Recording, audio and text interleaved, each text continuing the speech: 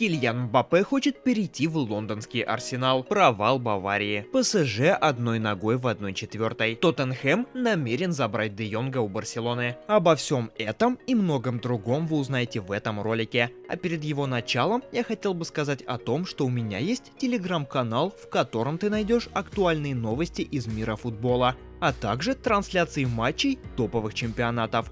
Ссылку я оставлю в описании. Французский Лиль отказался продавать защитника команды Лени Йоро в ПСЖ, сообщает Фабрицио Романо. По его информации, даже после отказа парижский клуб продолжает поддерживать связь с Йоро. ПСЖ хочет совершить трансфер в летнее трансферное окно, однако на Лени претендует также мадридский Реал, чьи скауты уже просматривали защитника. 18-летний игрок является воспитанником Лиля. Он перебрался в основную команду летом 22-го. Кильян Мбаппе был бы рад перейти в Арсенал. Как пишет The Independent, форвард, срок контракта которого с ПСЖ рассчитан до лета, с радостью перешел бы в Арсенал. Одна из причин – наследие Тьерри Анри, по стопам которого Мбаппе хотелось бы пойти. Кильян с большим уважением относится к истории и легендам, что в значительной степени определяло его решение по ходу карьеры. Однако Арсенал, как и Ливерпуль, с которым окружение Мбаппе связывалось в прошлом году, не хотят ломать финансовую структуру ради него. После контакта в прошлом году Ливерпуль так и не направил Кильяну предложение. Барселона готова расстаться с Жюлем Кунде этим летом. Как пишет Mundo Deportivo, в руководстве Барсы считают, что в составе сейчас слишком много центральных защитников. Рональд Араухо, Кристенсен, Жюль Кунде, Иниго Мартинес, а также недавно проявивший себя 17-летний Пау Кубарси. Кроме того, за Жирону на правах аренды выступает Эрик Гарсия. В связи с этим в Барселоне полагают, что летом можно расстаться с одним из центральных защитников. Несмотря на устойчивый интерес к Араухо со стороны Баварии, руководство каталонского клуба продало бы Кунде, который недоволен тем, что часто играет на правом фланге обороны. На Араухо Барселона рассчитывает, с ним пытаются продлить контракт. Главный тренер Манчестер Сити Хасеп Гвардиола высказался о наставнике Ливерпуля Юргене Клоппе. «Я почти уверен, что Юрген вернется. Не знаю когда. Это может знать только он сам. Клопп немного отдохнет, расслабится, а после этого задумается над тем, что делать дальше. Когда ты играешь каждые 3 дня, сезон за сезоном, трудно понять, кто мы такие, что делаем и чего вообще хотим от жизни. Иногда взять перерыв действительно полезно». Был ли Клопп моим лучшим соперником? Безусловно, и очень много раз. Измеряя свой успех, ты так или иначе будешь смотреть на силу своего соперника. Если твой конкурент недостаточно силен, то и твои достижения мало чего стоят. Но соревнуясь с этим Ливерпулем на протяжении многих лет, этого и предыдущих, и иногда побеждая их, это показывает, насколько хорошо мы справлялись. Думаю, то же самое может сказать и Клопп. Приводит слова Гвардиолы This is Anfield. Фрэнки де Йонг попал в сферу интересов Тоттенхэма. Об этом сообщает журналист Жерар Ромеро у себя в Твиттере. По его информации, лондонский клуб всерьез заинтересован в приглашении голландского игрока. Шпоры уже сделали предложение каталонцам в размере 60 миллионов евро. Для Фрэнки предложен 4-летний контракт. Он получит ту же зарплату, что и в Барселоне, если достигнет определенных целей в Тоттенхэме. Действующий контракт де Йонга рассчитан до лета 2026 года.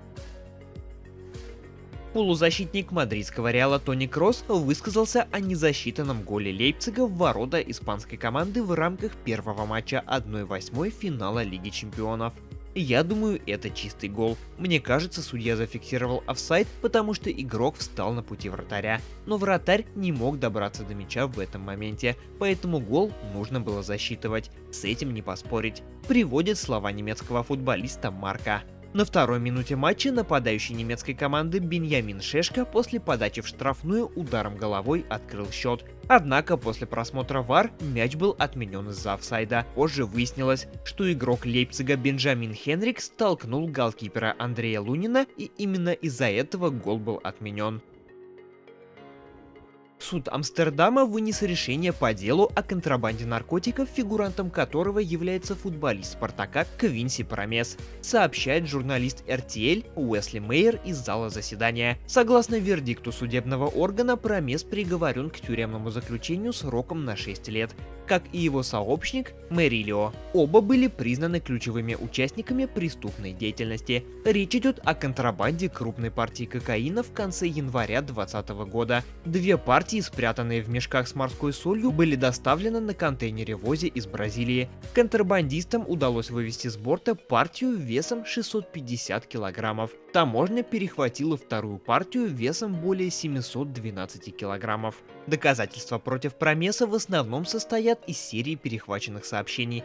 По данным прокуратуры, эти разговоры показывают, что он активно занимался контрабандой. Футболист через адвокатов сообщил о своей невиновности. Сам спортсмен не присутствовал на заседании суда и в данный момент находится на сборах Спартака в Арабских Эмиратах. Также в прошлом году Промес был заочно приговорен к 1,5 годам тюремного заключения за ножевое ранение. Это дело все еще находится на рассмотрении. Сторона защиты подала апелляцию. В ходе гражданского процесса суд постановил, что Промес должен выплатить своему двоюродному брату, на которого и было совершено нападение, денежную компенсацию. Нападающий Лиля из сборной Канады Джонатан Дэвид заинтересовал Ливерпуль. Об этом сообщает Экрем Канур. По его информации, футболист может перебраться в стан мерсисайдцев уже в предстоящее летнее трансферное окно. Представители Ливерпуля попытаются выйти с предложением о покупке форварда на руководство Лиля. Отмечается, что на канадца также претендуют Манчестер Юнайтед, Милан и Атлетико Мадрид. Трент Александр-Арнольд пропустит финал Кубка Английской лиги. По данным The Times, защитник Ливерпуля усугубил травму колена, в связи с чем пропустит несколько недель. Встреча с Челси в решающем матче Кубка лиги назначена на 25 февраля.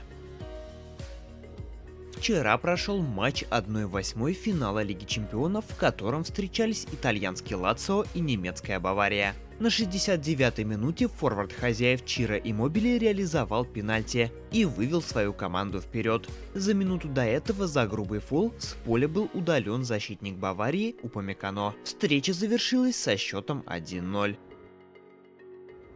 А в параллельном матче играли французский ПСЖ и Реал Сосьедад. На 58-й минуте Усман Дембеле подал угловой с правого фланга, Маркиньос сделал скидку на дальнюю штангу, откуда Кильян Мбаппе расстрелял вратаря. А на 70-й минуте Брэдли Баркола упрочил преимущество парижан, установив окончательный счет 2-0. Французский ПСЖ в ближайшее время начнет обсуждать новый контракт с защитником команды Ашрафом Хакими, сообщает журналист Фабрис Хокинс у себя в Твиттере. Марокканский защитник является воспитанником мадридского Реала, а затем выступал за Дортмундскую Боруссию и Миланский Интер.